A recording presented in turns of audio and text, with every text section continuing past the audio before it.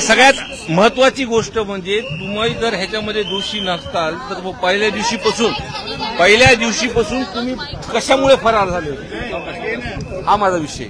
जर तुम्ही त्याच्यामध्ये नसताल तर पहिल्या दिवशीपासून तुम्ही त्याच्यामधून फरार का झाले होते।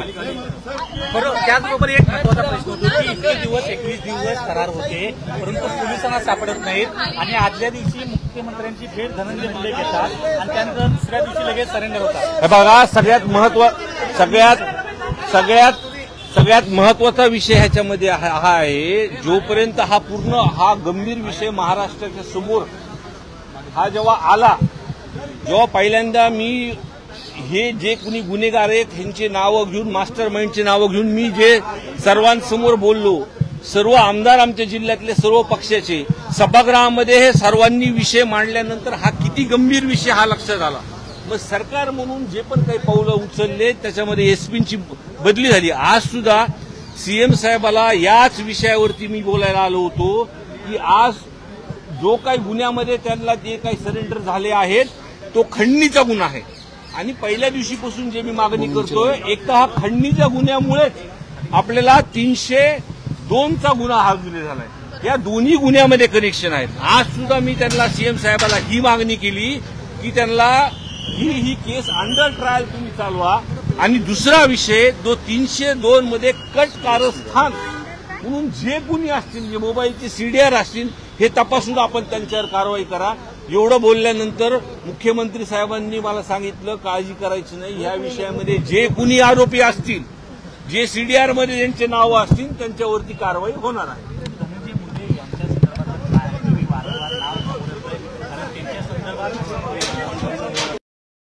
सांगितली पण लोकांमध्ये गेल्यानंतर मी सभागृहामध्ये जाहीर केलं होतं की अधिवेशन संपूस तर जर अटक झाली नाही तर आम्ही मोर्चा काढू। आम्ही बीड जिल्ह्याच्या लोकांनी, सर्व लोकप्रतिनिधींनी एकत्रित बैठक घेतली। मोर्चा तुम्ही बघितला असेल, सर्वसामान्य लोक 1 लाखाच्या पुढे लोक तिथे जमले।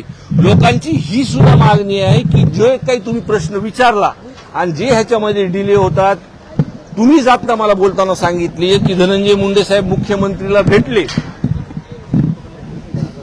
त्या सगळ्या गोष्टी होतात। त्याच्यामुळे आमची एक प्रामाणिकपणे मागणी आहे आणि त्या कुटुंबाची मागणी आहे की 3-4 महिने जर हा गुन्हा फास्ट ट्रॅक वरती घेतला आणि जे कोणी गुन्हेगार आहेत ते समोर आणले, तोपर्यंत धनंजय मुंडे साहेबांना राजीनामा द्यायला लावा आणि 3-4 महिन्यानंतर हे झाल्यानंतर परत शपथ घ्या, ही आमची मागणी सुरुवातीपासून आहे। पण वाल्मिक कराड असं म्हणतात की ज्या हत्येचा जो प्रकार घडला आहे त्याशी माझा काही संबंध नाही, कुठेतरी राजकारण केलं जाते आणि माझं नाव त्यामध्ये टाकलं जातं। हे बघा, हा महाराष्ट्राचा, मी तर सभागृहामध्ये मी दुसऱ्यांदा आमदार झालो, पहिल्यांदा हा विषय बघितला का एका विषयामध्ये सर्व पक्षाचे लोक होते। म्हणजे भाजपचे सुद्धा आमदार अभिमन्यू पवार, सुरेश अण्णा धस, प्रकाशदादा सोळुंके, विजय पंडित, हे सर्व, नमिताताई मुंदडा, हे सर्व अशा खूप आमदार, हे सर्व पक्षाचे। आणि पहिल्यांदा सभागृहामध्ये एक माणुसकीच्या नात्याने संतोष अण्णा देशमुख यांना न्याय भेटण्यासाठी सर्व एकत्र आले होते। हा विषय कधी बघ, ह्याच्यामध्ये काही राजकारण नाही। त्याच्यामुळं आमचा एकच सर्वांचा जो हेतू आहे की जिल्ह्यामध्ये जो वाल्मिक कराडांनी जो जातीमध्ये जे तेढ निर्माण केलंय, लोक आज आमच्याकडे अधिकारी जरी एका जिल्ह्यामध्ये आला तर त्याचं नावापेक्षा त्याचं आडनाव काय हे बघतात।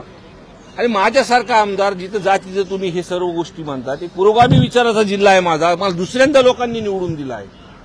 खूप काही लोक हे जे काही गोष्टी करतात ते आता अटक झाल्यानंतर सगळ्या गोष्टी आपल्या तपासामध्ये प्रामाणिकपणे तपास केला तर सगळ्या गोष्टी आपल्या समोर होतील। आणि 6, 9 आणि 11 हे 3 दिवस जे हे गुन्ह्याचे क्रम आहेत किंवा त्या 8 दिवसामध्ये सीडीआर जर तपासले, माझ्या माहिती अनुसार पोलिसांकडे जो आधी तपास होता आणि त्या तपासामध्ये सर्वच त्यांनी कुणाचं लोकेशन कधी आहे, प्रशासनाला ही केस थांबवण्यासाठी किंवा चौकशी थांबवण्यासाठी, केस दाखल न होण्यासाठी कधी किती वाजता फोन आलेत हे सुद्धा प्रशासनाकडे आहे। पण पूर्णपणे मोकळेपणाने जर त्यांना तपास करण्यात दिला जसं मुख्यमंत्री साहेबांनी सांगितलं तर या मागचे मास्टर माइंड सुद्धा समोर सगळे येतील, एवढंच आहे। काल धनंजय मुंडे यांनी मुख्यमंत्र्यांची भेट घेतली, त्यानंतर वाल्मिक कराड सीआयडी समोर सरेंडर झालेले आहेत. क्रम कुठंतरी जुळताना मला असं वाटतं आपल्याच माध्यमातून हे पूर्ण आपणच मला सांगतं ते, म्हणून मला जास्त सांगायची काही गरज नाही. आज आपने मुख्यमंत्री से मुलाकात त्यांनी बघा त्यांनी नैतिकता राखून जे 28 तारखेला सर्व जातीपातीचे लोक जे बीड जिल्ह्यामध्ये जो मोर्चा झाला, आपल्या सर्व इलेक्ट्रॉनिक मीडियाने तो कव्हर केला. कुणालाही गाडी न देता तिथं लोक स्वतःहून आले की हे कुठेतरी थांबलं पाहिजे.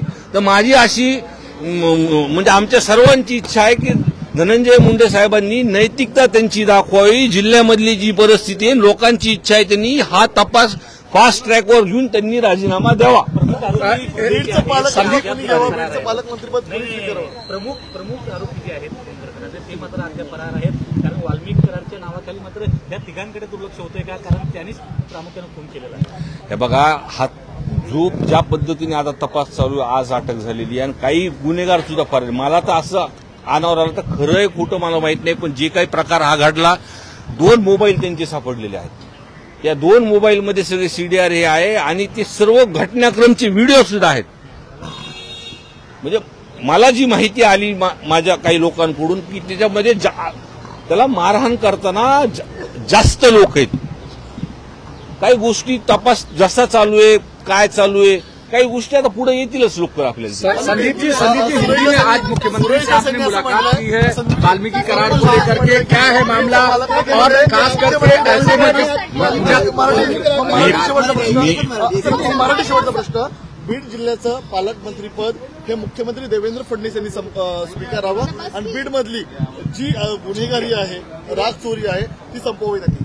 हे बघा, जसं अण्णाजी आपण आपल्याच माध्यमात जी काही बोललेत, आमची इच्छा तीच आहे की पालकमंत्रीपद हा सत्ताधारी पक्षांचा हा विषय आहे, पण हा गुन्हा पूर्णपणे लोकांसमोर जोपर्यंत येत नाही तोपर्यंत धनंजय मुंडे साहेबांनी राजीनामा द्यावा ही आमची मागणी आहे.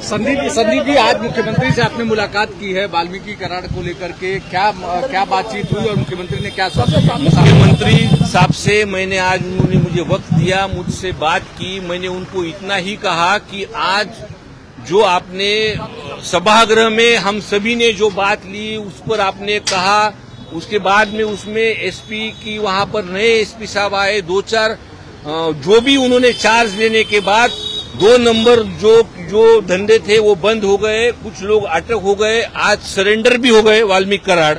तो अभी तपास में गति है, पर मैंने उनको ये भी कहा कि ये जो वाल्मीकि कराड़ है, ये जो केस है, ये अंडर ट्रायल चलनी चाहिए और ये खंडनी के गुने में ही आज सरेंडर हुआ है. जो खंडनी का गुना है उसका कनेक्शन है वो 302 के साथ मिलता है. ये तो साफ साफ दिखाई दे रहा है ना. वो खंडनी के वजह से ही वहां पर वो विंड मिल पर कुछ तो भी बवाल हुआ और वो बवाल के वजह से 9 तारीख को ये जो कुछ घटना, इसका कनेक्शन डायरेक्ट किए. तो आज भी हमने उनसे बात करते टाइम बोला कि 302 में उनको कट करस्तान जो भी सीडीआर जो भी निकलेंगे और जो सीडीआर में और भी कोई लोग जिन्होंने जो पुलिस प्रशासन को रोकने के लिए कोशिश की, इतने दिन से उनको भगाकर रखा, इतने दिन से उनको अटक नहीं होने दी, उनके भी लोग वहां पे लोग सामने आएंगे. अगर ये सीडीआर अगर देखेंगे 6, 9 और 11 और वो 8 दिन का विषय, ये खुली किताब हो जाएगी. लेकिन उन्होंने मुझे आश्वासन दिया कि उसका जो भी उसके पीछे गुनेगार हो गए उसको सजा बिल्कुल मिलेगी. धनंजय मुंडे को रिजाइन करना चाहिए, आपको लगता है मंत्री धनंजय मुंडे को इस्तीफा देना चाहिए, क्या लगा? अभी कितने बार बोलूं मैं पहले दिन से बोल रहा हूं. मैंने पहले दिन से जो भी मास्टरमाइंड है उसका नाम खुली तरह से बोला, और मेरी नहीं, जो भी आप बोल रहे 20-22 दिनों के बाद ये जो अटक हुई, उसमें कहां से कहां जो भी मंत्री पद मिला है उसका वो छत्र छाया जो मिल रही है, इसलिए हम उनको बोल रहे हैं कि नैतिकता दिखा के उन्होंने राजीनामा देना चाहिए.